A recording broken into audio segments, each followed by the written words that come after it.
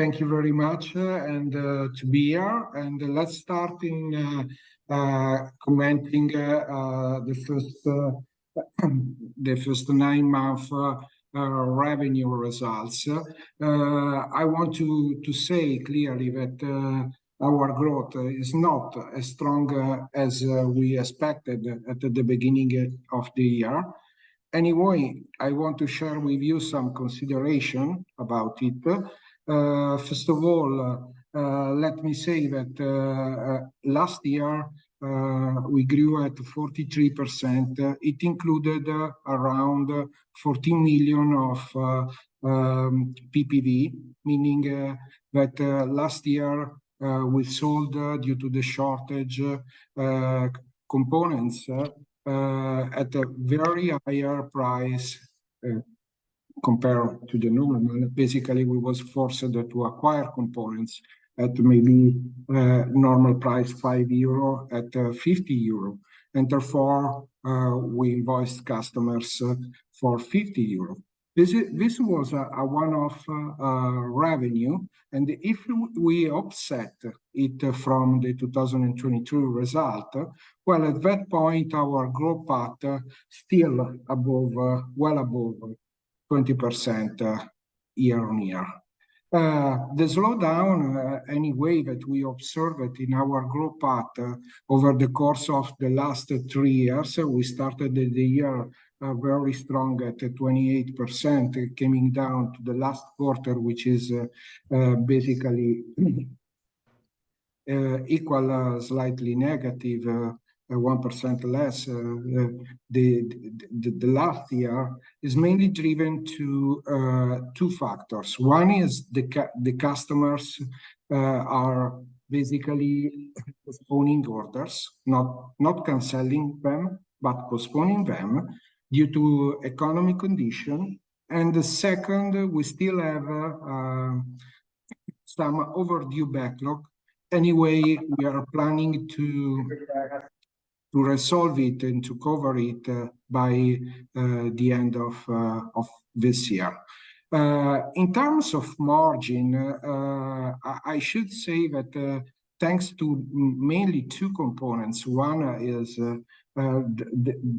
the fact that the shortage is over, and so we was able to get the components at the right price, and thanks to the Clea business expansion, our margin is quite good at 49.5%, over 200 basis points better than the last year. This, together with a good control in OPEX, driven us to a 23% EBITDA on the revenue, equal to 37.3 million.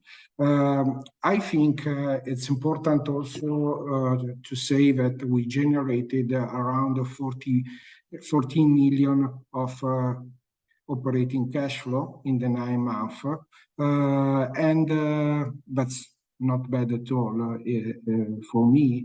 And in terms of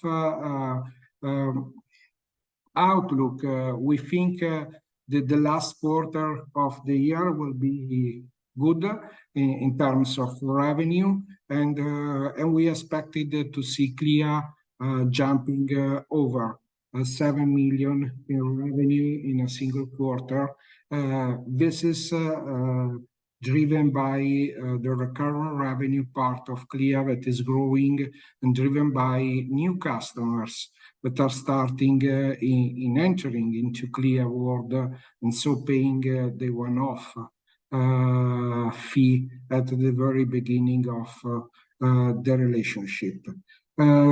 So last point that I think we should consider looking our results is the SECO overall, SECO performance are pretty well, and definitely better than our main Taiwanese competition, which is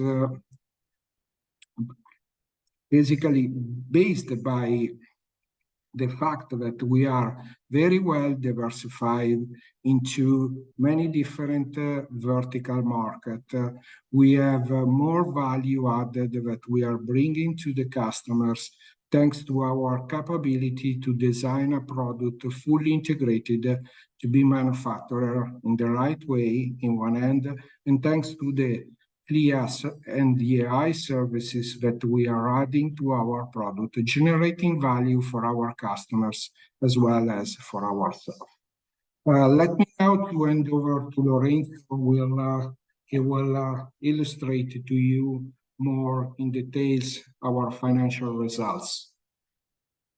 Thank you very much, Max, and good afternoon to everybody. In this slide, we present to you our key financial indicator for the 9 months ending Q3 2023. As you can see, for what concerns sales, we have, as Max already explained, a good performance. We increase in a significant way in absolute terms. For what concern edge computing business, it has been growth in the 9 months 23 respect to the 9 months 22 at 12%.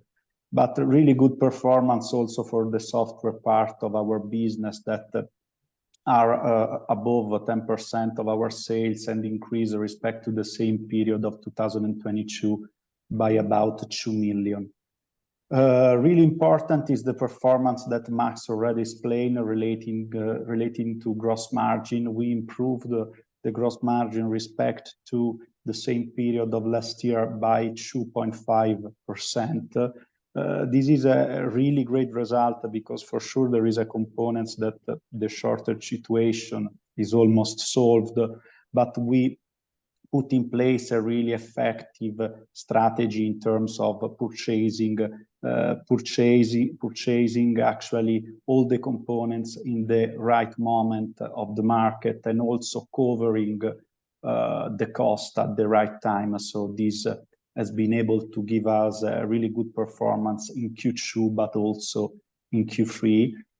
Thanks to this factor and for sure thanks to a proper control on the OPEX, we achieved a more than proportional growth in adjusted EBITDA respect to sales. Actually, you can see that adjusted EBITDA grew at 16%, but more important, the profitability of the company is increasing respect to the same period of last year by 1 percentage point, and we are at 23% of EBITDA. That for sure is a good level for us. We can do better, but is a really good level for this time moment and for this actual environment.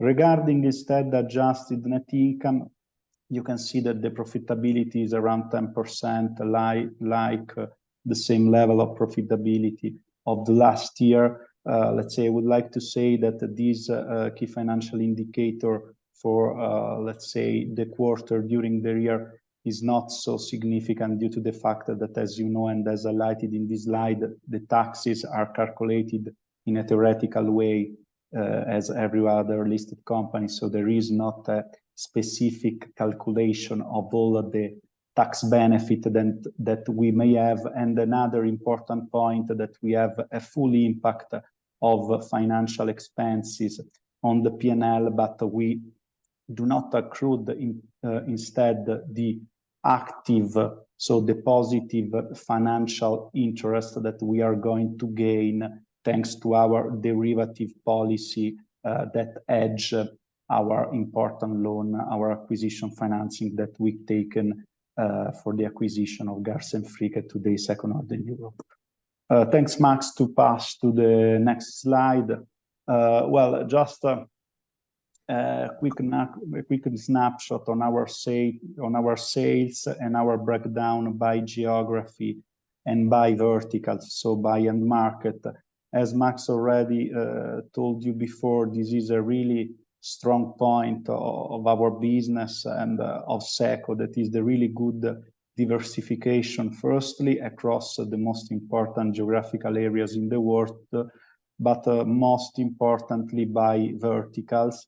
As you can see, actually, our growth is really well spread over the geography and the vertical, and this is an important factor that allow us to continue growing and also mitigate a lot the risk of being linked or dependent by a single geography or a single sector. We can move to the next slide and talk a little bit more about our profitability. Well, before doing it, I think it's important to outline that the Clea business is around 16.3 million in the first 9 months, with a growth of 12% year on year. More important, the recurring revenue part of this business is around already 40%, and as I said before, is growing quarter by quarter. Thanks, Lorenzo. No, thank you, Max, for this underlying, really appreciated. Just have a look more in details about our EBITDA performance that grew by more than 5 million respect to the same period of last year in absolute terms, but more importantly in relative terms, we reach 23% respect to 22% of the same period of last year.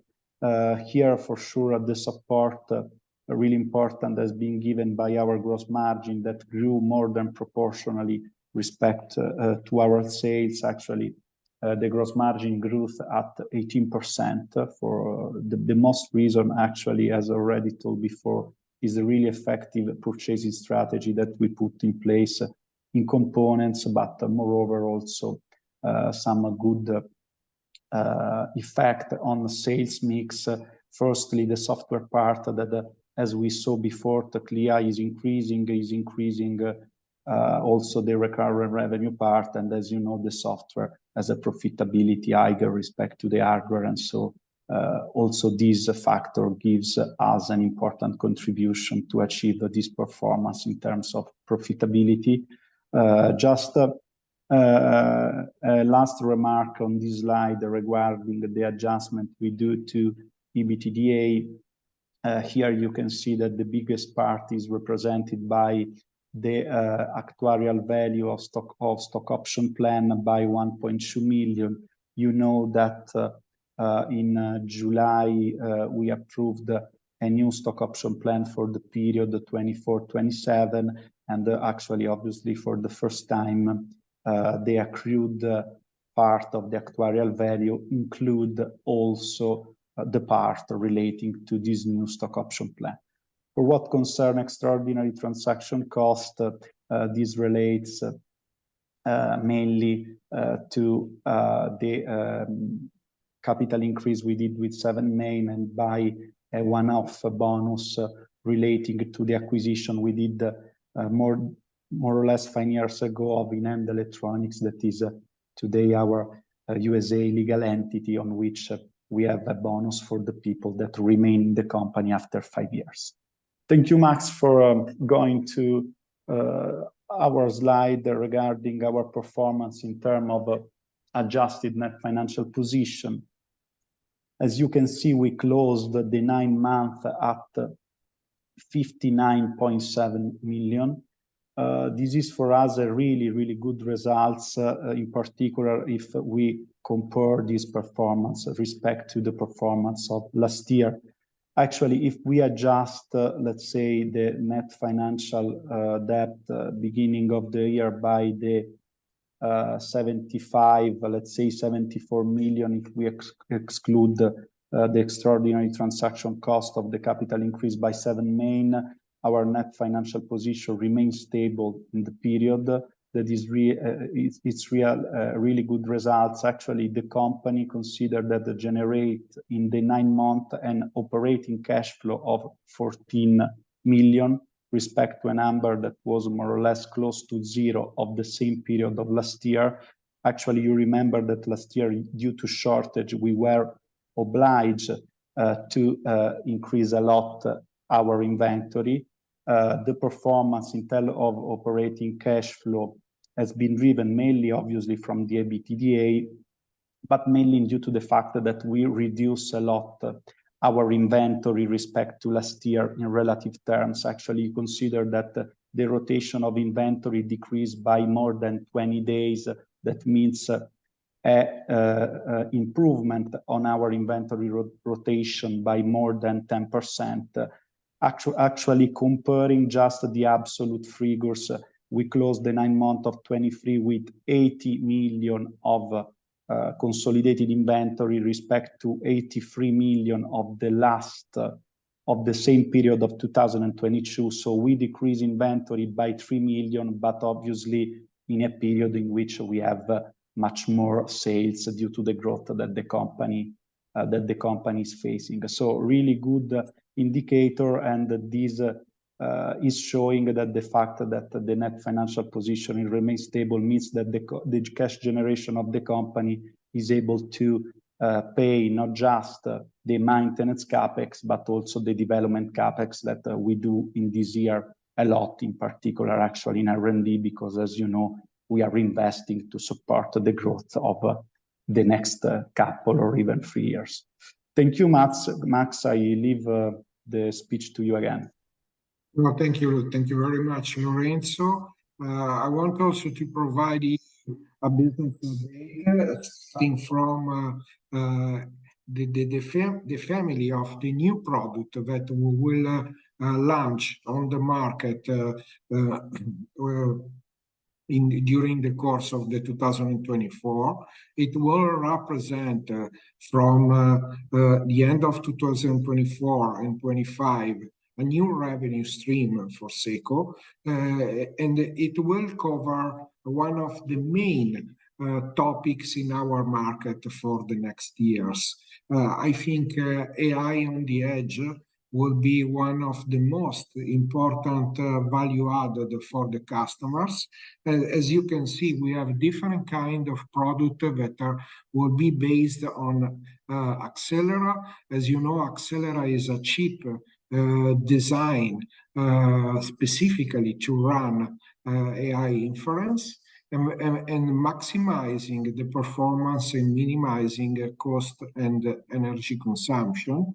And the launch of this different kind of product will basically fulfill perfectly the customer's needs and will give to us an additional revenue stream that will boost our growth in the near future.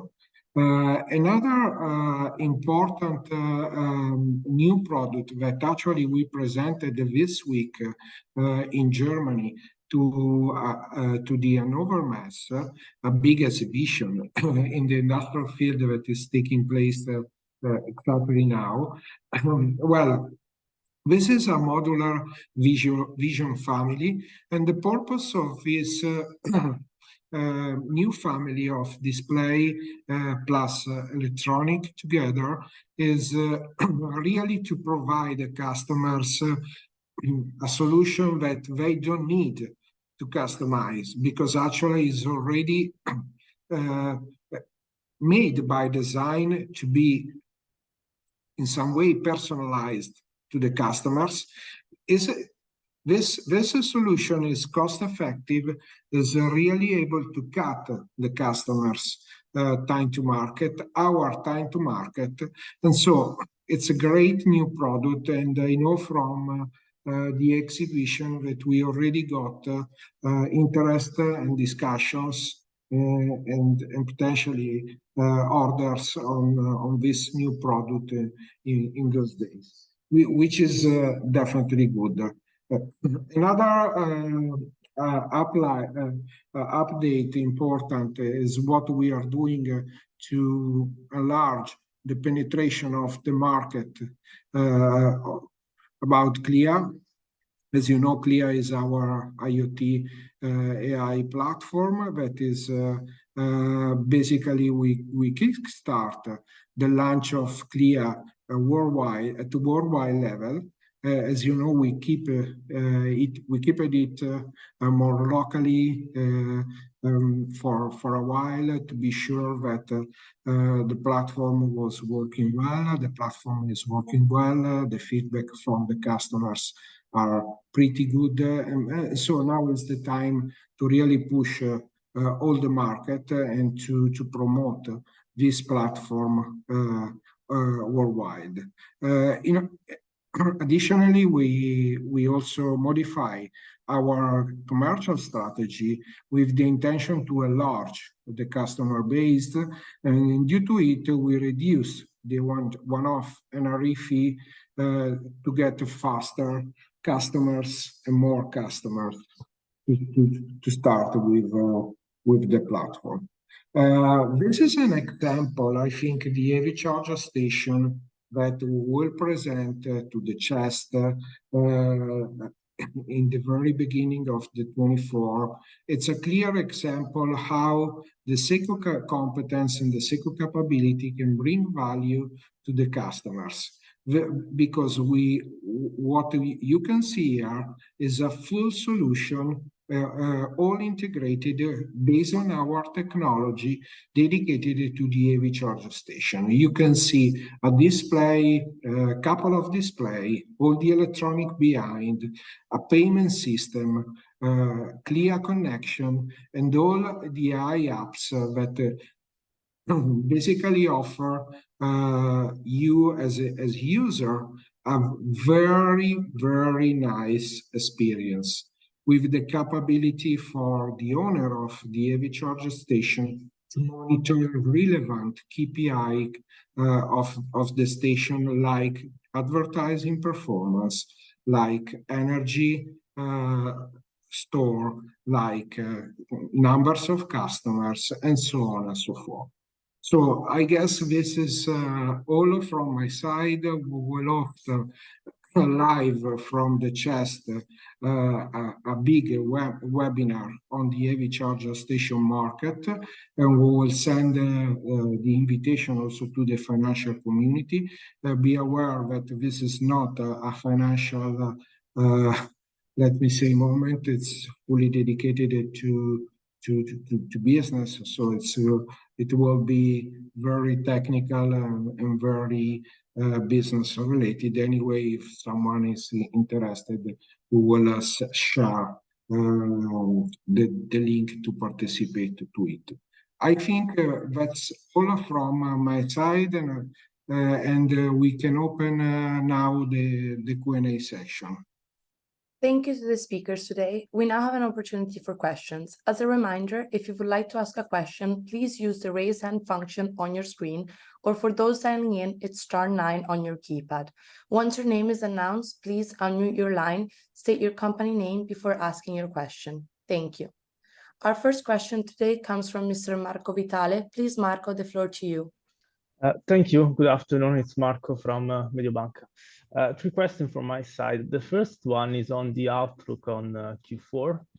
I was wondering if we could assume that the quarterly revenue trend could follow the same path that as experienced also last year, in the sense that is it fair to assume that you expect a record level in terms of quarterly sales compared to the other quarters of the year, and thus exceeding also second quarter of revenues that were close to 59 million, consider also the 7 million for CLIA.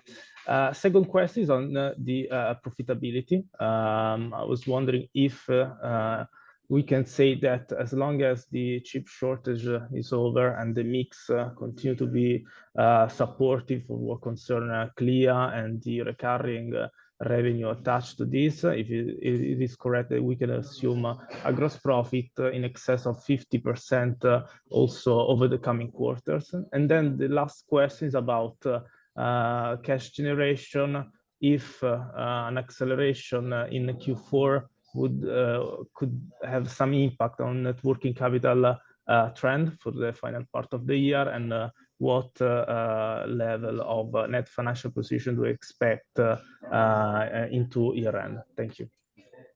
All right. So let's start from the revenue. I think, yes, the last quarter, historically speaking, is the quarter where we do more revenue, and it will be true also this year.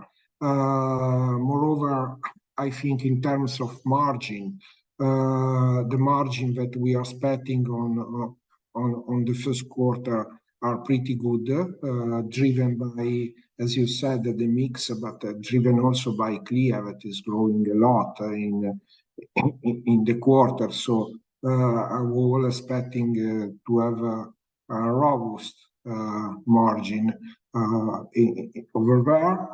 Last, yes, we expect to generate cash in the third quarter. So we expect our net financial position at the end of the year will be better than what we posted in the 9 months. So more or less, that's the answer to your question. Thank you. Thank you, Max. Many thanks. Our next question today comes from Ms. Arianna Terazzi. Please, Arianna, go ahead. Arianna, please remember to unmute your line. Thank you. Okay, we're gonna go move forward then. Our next question today comes from Mr. Matisse Razzin. Please go ahead. Hello, hi, can you hear me? Yes, perfectly. Thanks. Good, thank you. So Matisse Razzin from Credit Mutuel Asset Management. Just a question on Clea, on the 5.5 million euros in Q3. Can you give us the main driver? Is it new customer with upfront fees, or is it the ramp up of production regarding the sequential growth, the quarter-on-quarter growth? And same question for the 7 million in Q4. Do you think the growth will be driven by the ramp up in production or new customer? Thank you. Right. I would say for both the quarter is a mixing between the two, meaning that we had 40% of the total 5.5 million already as product our revenue, meaning we already reached around 3 million per quarter in recurring revenue, and it is growing quarter by quarter. The rest of the part is driven by new customer. As I said, we decided to lower basically the initial fee that we was charging. It was in the range of 1 million per customer, which is now in the range of 500,000 for customers. So really depend from the dimension of the project, but it's something in between 1 million maximum and 200 minimum. So I think it's fair to say that there's 500,000 per customer. And in Q4 we will have also we actually already signed important new customers that will start their project to be in mass production, generating recurring revenue end of 2024, beginning of 2025. And so, moreover, as I said, the recurring revenue part is growing every quarter, and I think we will be over 3 million by the end of the year. So at 3 million in a single quarter. So that's an important results after only one year and a half from the launch, even considering that in our industrial field you needed to spend time before entering in mass production, because any customers need something very specific. Okay, very clear. Just to jump on that, how many customer did you convert from your pipeline to real customer during Q3, and how many do you plan to to convert in Q4? Yes, as I said, more or less between 5 and 7 customers in Q3, and they will be significantly more end of Q4. Okay. Okay, very clear. And just to recap, the how many customers today are in a mass production phase? So we have a total of 25 customer end of first half, which is now around 30 customers as a total. I should say half of them are into mass production, less than half. Okay. Okay, thank you so much. Thank you to you. Many thanks. Our next question comes from Miss Arianna Terazzi. She has written her question in the chat, so I will read it. She states, thanks for the presentation. The first question is, could you elaborate on your expectations for FY24 so far, considering you were mentioning in the past calls that some orders would go in mass production? Her second question is, then I would also appreciate an update on the current order backlog. And the third question is, my last question regards the new product families. Can we expect the same kind of margins from them versus the current business? Thank you. Can you, okay, I got all of them. So first of all, about the 2024, we are working on the business plan right now, so we'll be able to provide indication later in the very beginning of the next year. Just in general, we will have new customers that will start entering in mass production on both hardware and software-wise next year. Moreover, we will have a very big and important European customers that will grow significantly next year. We already had meetings, and we will have another meeting actually this week with these important customers to secure all their demand in terms of supply chain for the next year. And that will be for sure provide a positive effect in terms of growth. Moreover, I expect that the dynamic that we observed in terms of customers that are delaying orders, moving orders from a quarter to another, it's not over yet. So I expect to see it continuing for a couple of quarters at least. So we are now making all the calculation from the positive, and let me say the negative effect, and we will come out with some indication at the very beginning of the 2024. Generally speaking, SECO will be able to grow for sure. At which kind of speed? Let's see it at the right time. Second question was related to order backlog, and as you know, we are not providing this kind of information, so I don't want to say nothing else about it. The third question was about the margin that we are expecting to have on the Accelera business. I don't think Accelera business will be very innovative and will drive a business, hardware business, basically at 50% margin, which is in a very high part of the margin that you can have with an hardware customer. Many thanks. Mr. Razzi, if you do have any follow-up questions, please feel free to write them in the chat. Our next question now comes from Mr. Matisse Sarrazin. Please, Matisse, the floor to you. Thank you. So a question on CapEx. Can you come back on the level in Q3? It seems that it's double the level compared to Q1 and Q2 this year. So just to understand where you are investing the money now, and what should we expect for the Q4 and 24? Thank you. Yes, I leave maybe Lorenzo to cover this one. Yes, then thank you, Max.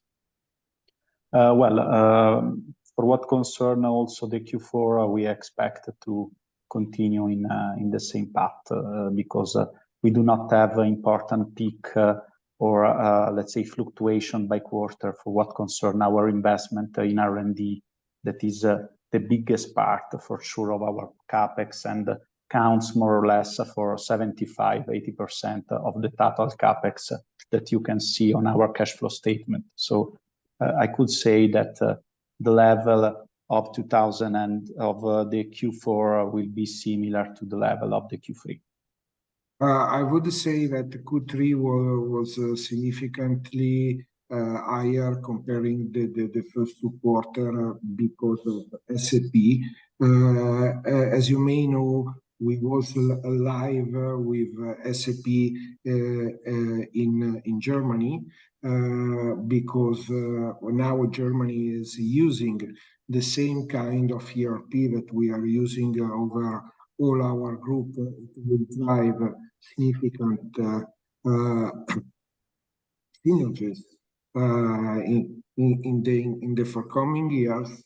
And only this project we unfortunately cost us over 2 million, and most of them are included into the Q3 capex.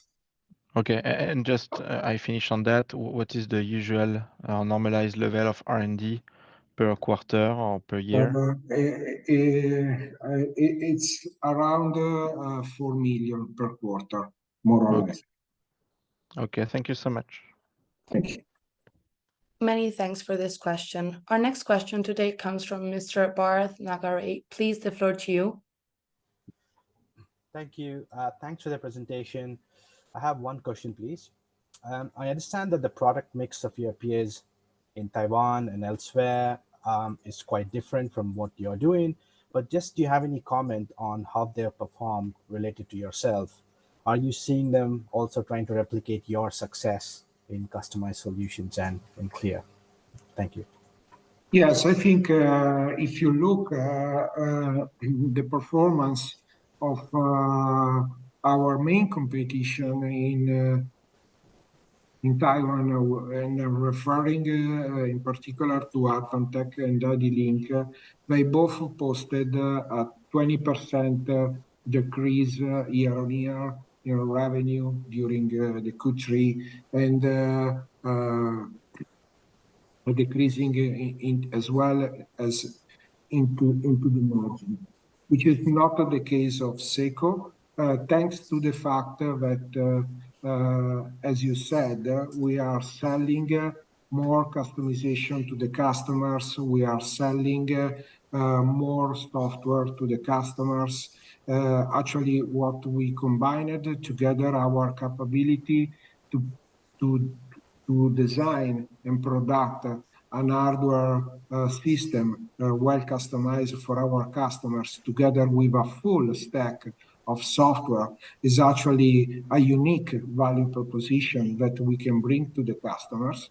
I don't see any kind of competitor that can really provide the same kind of integrated solution. And thanks to it, actually, we are significantly outperforming the market. Sure, thank you. If I may ask one quick follow-up question, please.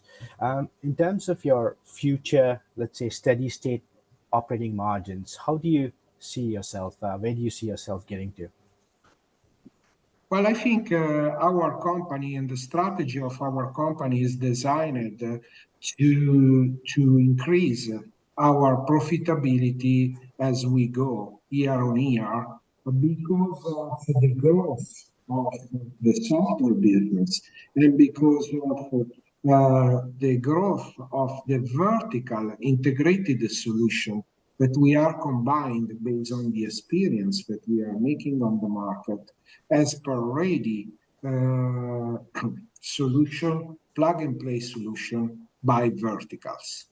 And this is very important. So our company will continue to grow the profitability progressively year on year. Of course, we have a strong correlation in between the level of revenue and the profitability due to the fact that we have 75% approximately of our cost as per fixed cost, mainly people, wages.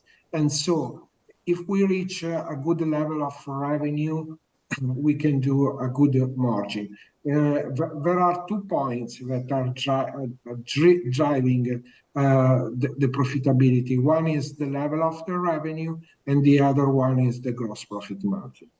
The strategy is designed to be able to outperform the market as actually we are doing on the revenue growth in terms of the next 3-5 years, and moreover, to increase progressively our gross profit margin. It will driven us better profit and better cash flow generation for sure. Thank you very much. Very useful. Many thanks. Sorry, Max. Let me add just one important point that I do not said before relating to the capex and to the question in the capex. Just in Q3, and I now understand the question that you are looking tangible capex. We have a one-off effect that will not repeat again in Q4. That is just an accounting matter because for new rental contract that we had for new offices in Italy and in US, the auditor make us account this new contract according to IFRS 16, and the value is slightly more than 1 million. So I didn't, let's say this effect before because I was thinking about our intangible capex, but the tangible capex, there is slightly more than 1 million or just one-off effect that is just the reclassification due to the application of IFRS 16 on this rental contract. Thank you. Thank you, Lorenzo. I think this could be helpful. Many thanks. Currently, we do not have any further questions queued, so we will wait just a few moments to give everyone the opportunity. If there are no further questions, I will now hand back to the speakers for any final comments before bringing this presentation to a close. But please, if you do have any follow-up questions, do feel free to reach out to the team. Thank you. I noted that there is a question from Pietro Nargi. Please, Pietro. Hi, Max. Good afternoon. Thanks for taking my question. Just a quick question about the end markets.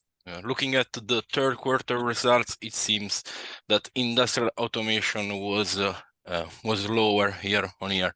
So if you could provide also a qualitative outlook on the market condition across different end markets, and if also in terms of geography, if you could provide a comment on the market stance in the US, in Germany, and also in Italy. Many thanks, Max. Absolutely. In terms of end market, we are observing very different kind of dynamics from market to market. Just to give you some example, on the vending machine, on the coffee machine, on the solution related in general to appliances, we are facing a big increase into the demand for the next year. In medical sector, I think nowadays is the worst sector because it's decelerating a lot, and customers are basically delaying the shipments of the goods also for 2 quarters or more. So I got 2 different kind of sectors just to give you an idea how different is the trend entering in different kind of verticals. This is important because, as you know, SECO is very horizontal, so we are covering many verticals. In fact, we are expecting to see military bounce back in the 2024. It was decreasing in 2023, and industrial continue to suffering at least for the first couple of quarters. So the company is very well balanced to really drive growth, even in this kind of, let me say, very complex scenario where we have super high interest rates in one end that is affecting customers, and any customers is trying to squeeze the working capital, reducing the pieces in their inventories. And in another end, is also hurting the demand. So, and the demand is strictly correlated with customers' order. Moreover, we have, as you know, a lot of geopolitical tension that are not helping customers in looking the future in a positive way. And so this is the reason why we are living into a very difficult windows that I think is gonna be continuing for a couple of quarters. Anyway, end of the story. SECO is strategically positioned to continue to grow, maybe at a lower growth path as we expected in the past, but to continue to grow significantly for the next future. So that's it. And when it will be over, because the interest rates will become to be cut, at that point, our company will accelerate again the growth path. Many thanks. I will now hand the word back to the management team for any final comments before bringing this presentation to a close. Thank you.